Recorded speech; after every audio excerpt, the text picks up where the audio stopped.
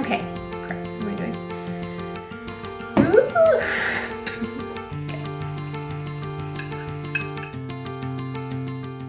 Hello, welcome back. Or I always feel weird saying welcome back because it's really me that's being welcomed back. It's been a hot minute, but anytime I have to prime canvases and I do them in advance, I always feel like it's a good time to sit and chat with YouTube. So I'm going to chat, I'm going to catch up a little bit.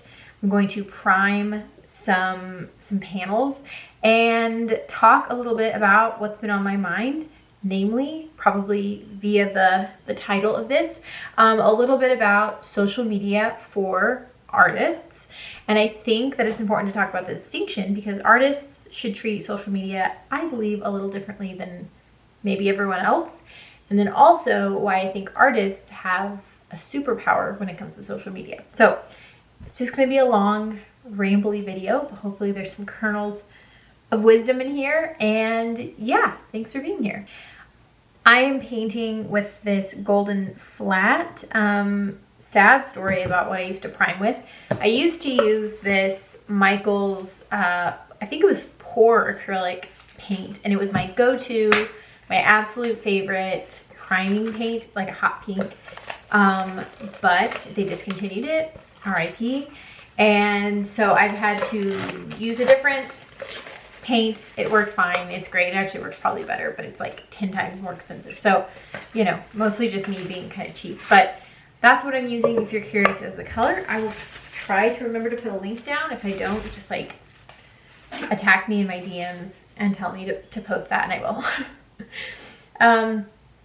So yeah, I have always wanted to post more on YouTube, but truthfully, despite wanting to, it's just been long form videos are just something that it's harder to just like sneak in a long form video.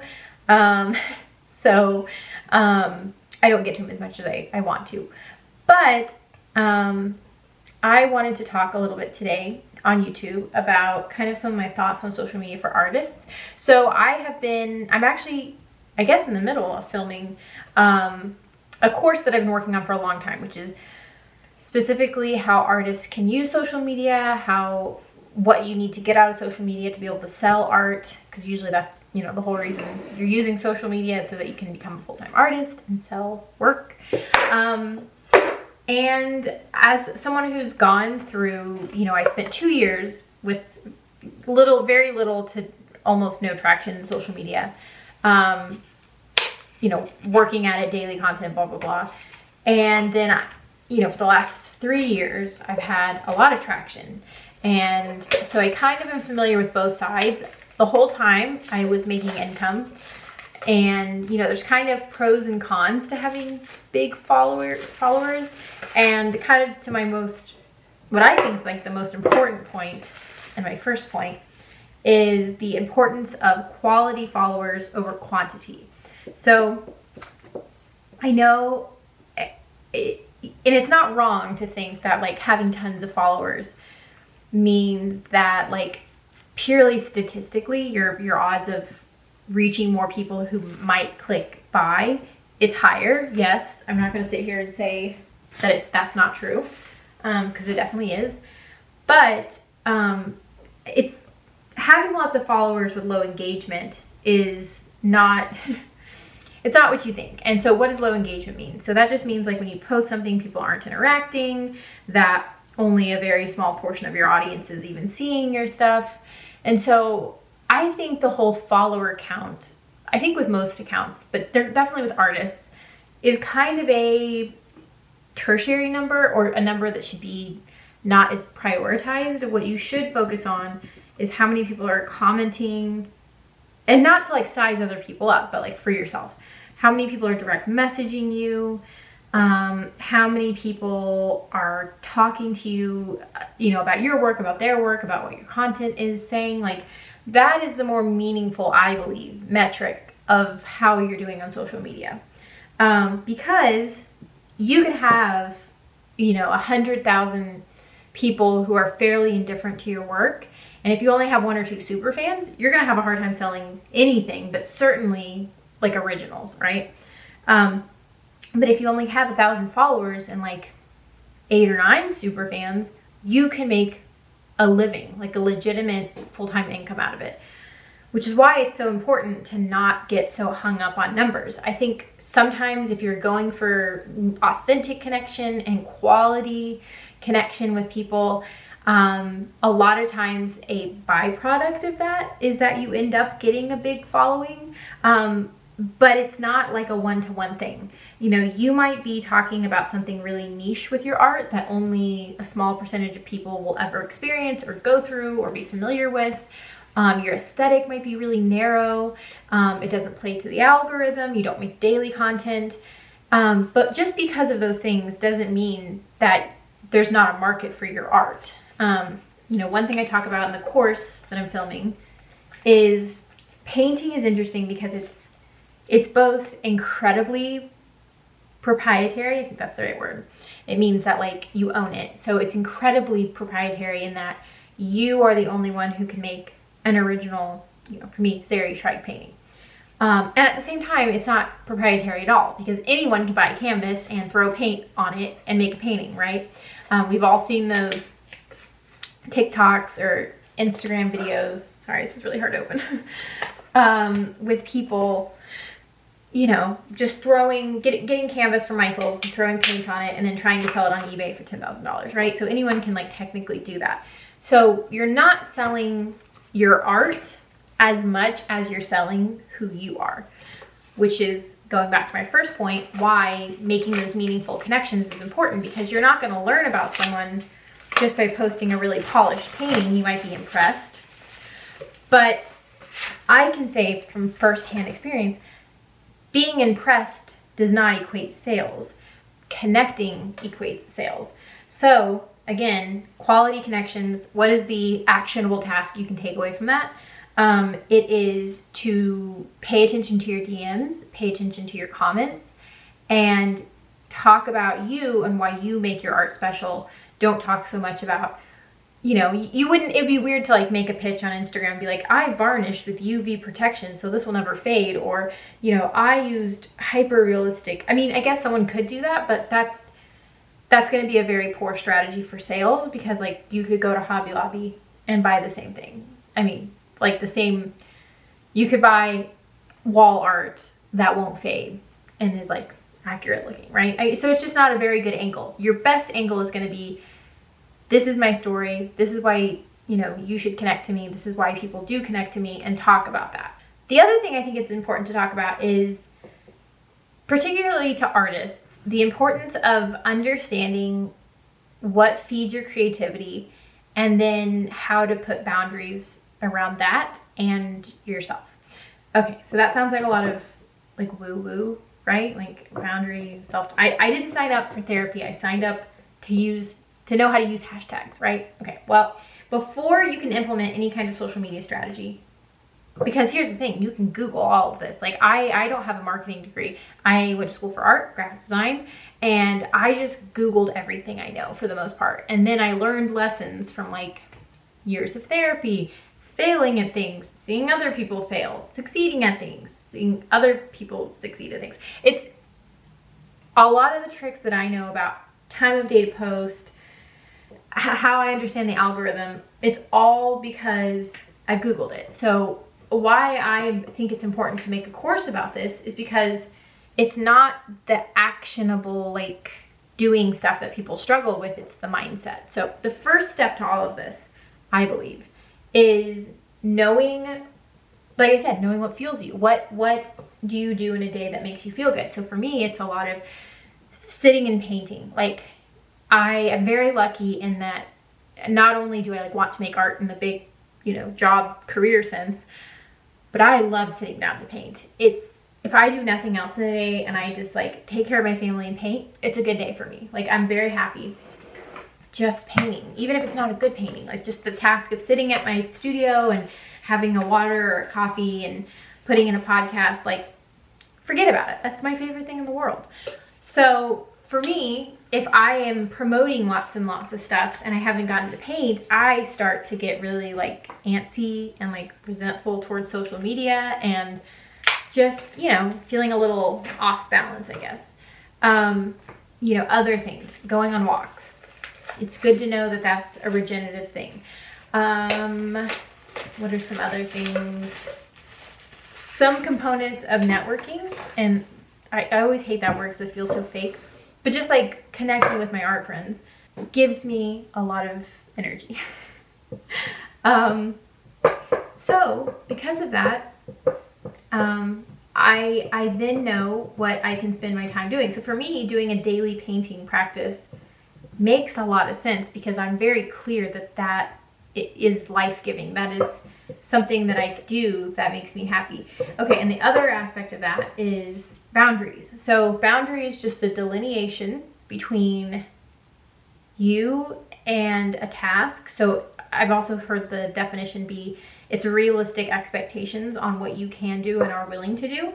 And the reason why that's important in regards to social media is because it's important to know how social media works. So, for example, Instagram is set up to mine people's attention, right? They want eyes on phone in their app for as long as possible because they are selling ads and data to companies, right? That's their business model. It's important to know that as an artist, because when something doesn't do well, is it that it is not a good piece of art, or is it that it did not align with Instagram's bottom line goal, which is to keep people on the app? So if you're making paintings that inspire people to get off their phone and go outside, like, your stuff not getting shared is less is less of a reflection of you not doing good, and probably maybe even more of an indication that it's good. I don't know. It's not a one-to-one thing. It's just data, right? So because of that, it's important to know how Instagram works and realize that it's going to be a bit of a soul-sucking place to work. If you don't have boundaries, social media becomes a toxic workspace real fast. So it's important to have all kinds of boundaries. I'll go over some examples. So one of mine is I do not like to share much about my kids, if anything. At this point, definitely not hardly anything. For several reasons, out of respect to them and their internet legacy. And then also because it kind of just feels icky. And I'm not judging other people who do that. This is just a me thing. A lot of my whole thing is like healing from a traumatic childhood. Wow, this sounds like I'm judging other people. I promise I'm not.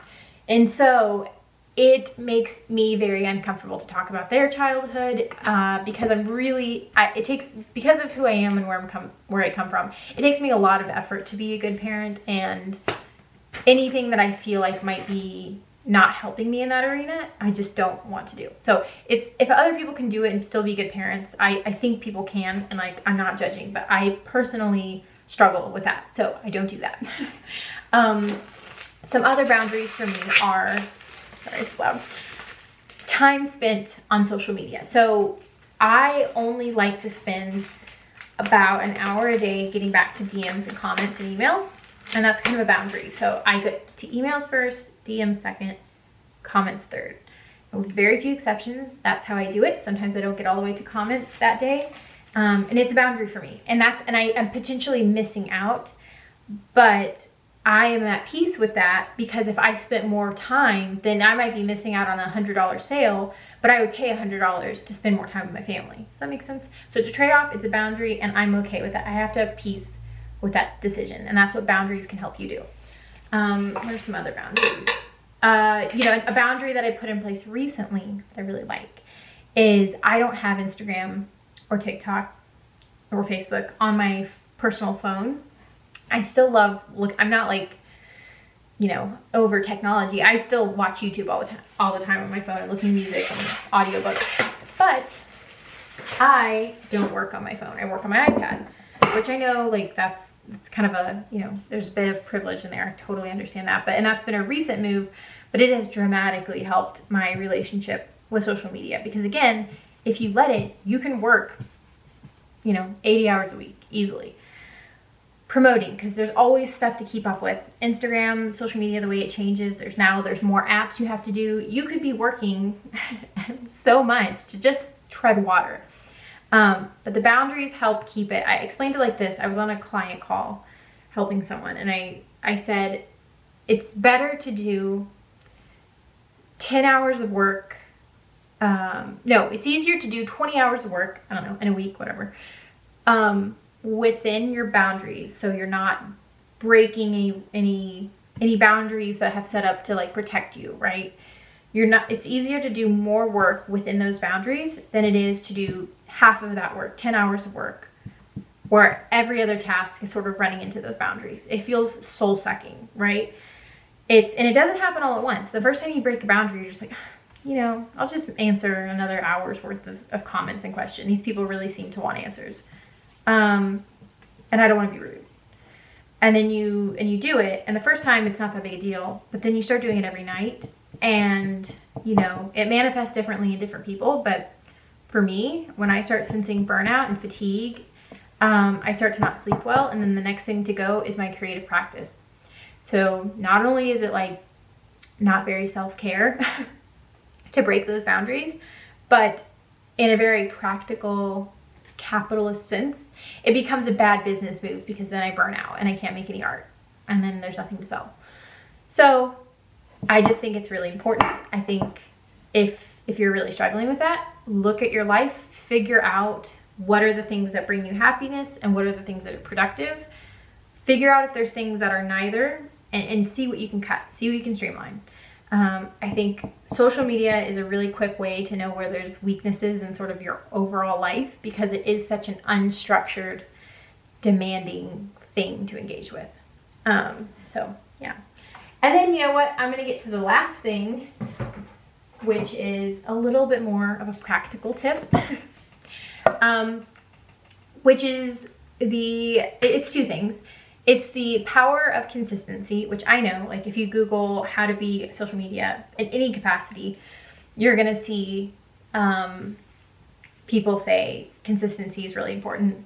But I can't emphasize that enough. So the reason why I've made this course for artists is because artists, and I've said this before in TikToks and stuff, but just remember, art has existed before economic structures have, right? There was art before capitalism. There was art before, in other parts of the world, communism. There was art before feudalism. There was art before, there was art in caves and Paleolithic? I don't know. I'm ignorant to that. But there's been art around for most of humanity. We have to remember that the demands of our current financial structure are secondary to making art, right? Keep that in mind. Keep that a priority. But some people make art in a way that doesn't fit that, right? In an ideal world, you would have 9 to 5 hours in like the sense that you clock on at 9, you get off at 5, you're productive. Maybe half of that you spend painting, the other half you spend marketing, and easy peasy, you clock out and it's like, it's all good, right? That's not how most artists work. Most artists are a little bit more erratic. So like I know people who maybe they only paint half the year and the other half the year they're like on sabbatical and they travel, or they just like, they don't feel inspired in the winter and they sleep and do nothing. And then in the summer they make all kinds of art. The bummer is social media really requires consistency. So that's a bummer. What do we do about that?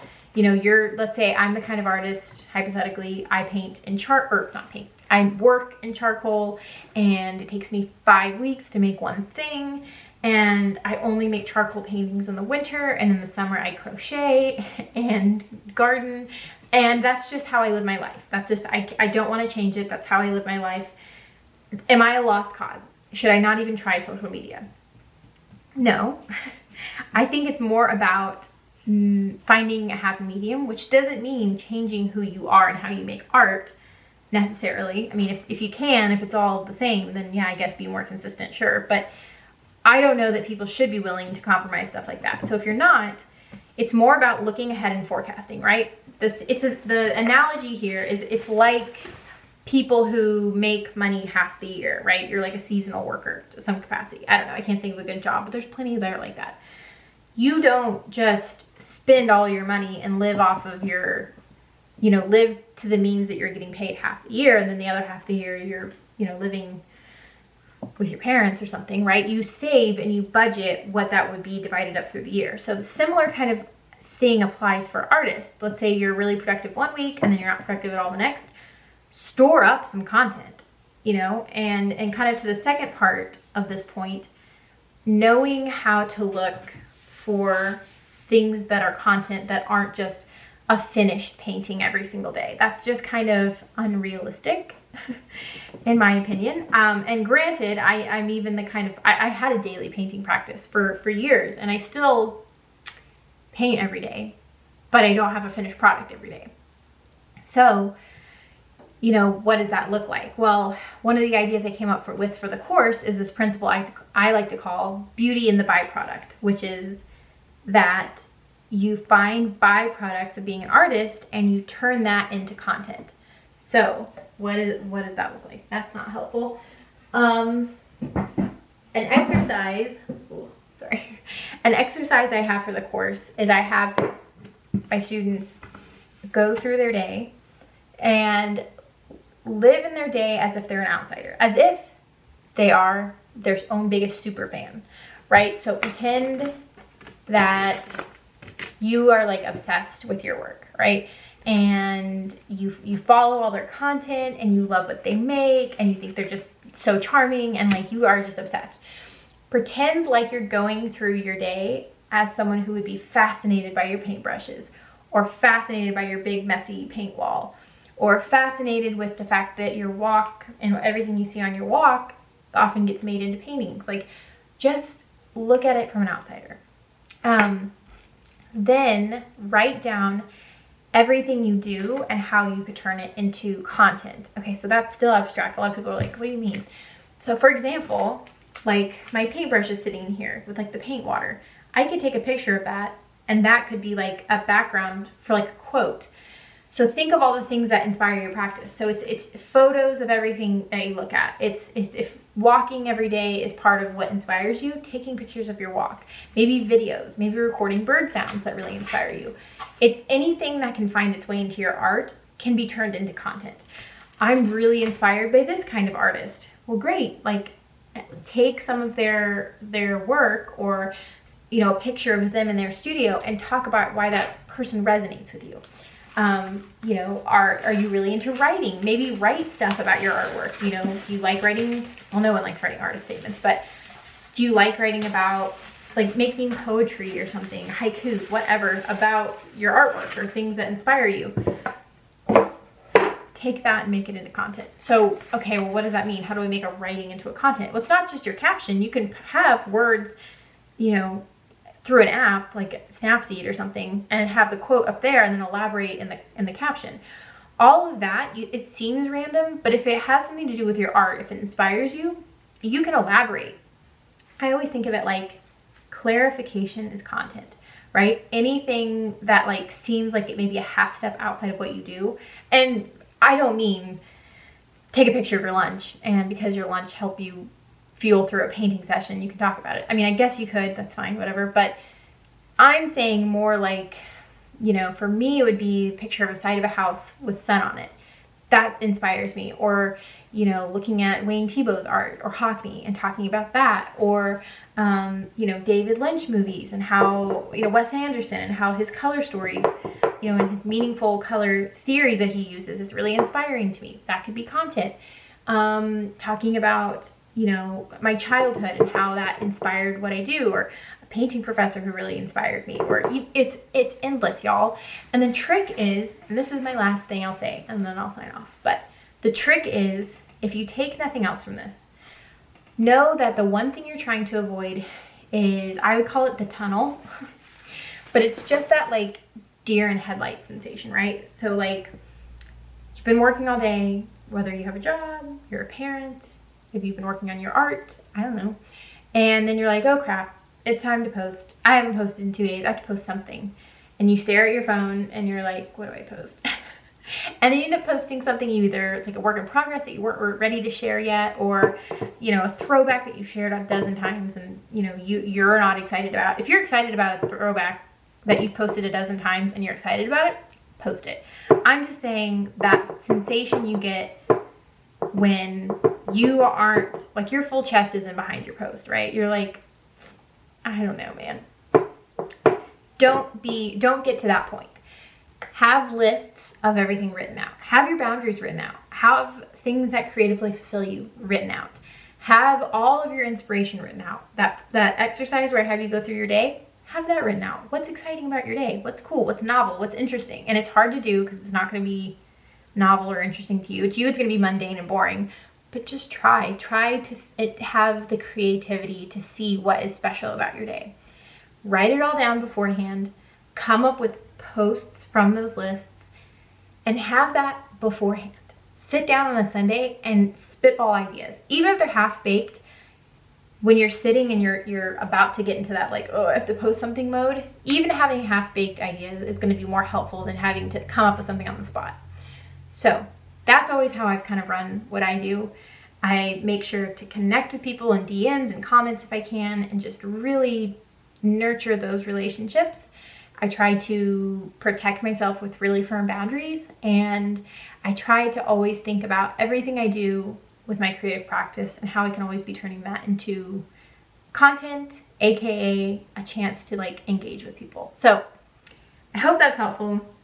I've been able to prime a bunch of canvases, so it's helpful for me. But yeah, hang in there. And also, if you're interested, if you want to learn more about social media marketing for artists, it's all those tips plus lots more. I am going to be publishing my social media marketing course for artists October 1st, 2021. So if this is past then, I already have it. There'll be a link below. And yeah, I hope you guys love it. I've been absolutely loving making it, putting it together. I think it could be really helpful for artists. I always have a soft spot because I know how tough social media can be for anyone, but like specifically artists, right? So thank you so much. Enjoy your day, and yeah, happy painting.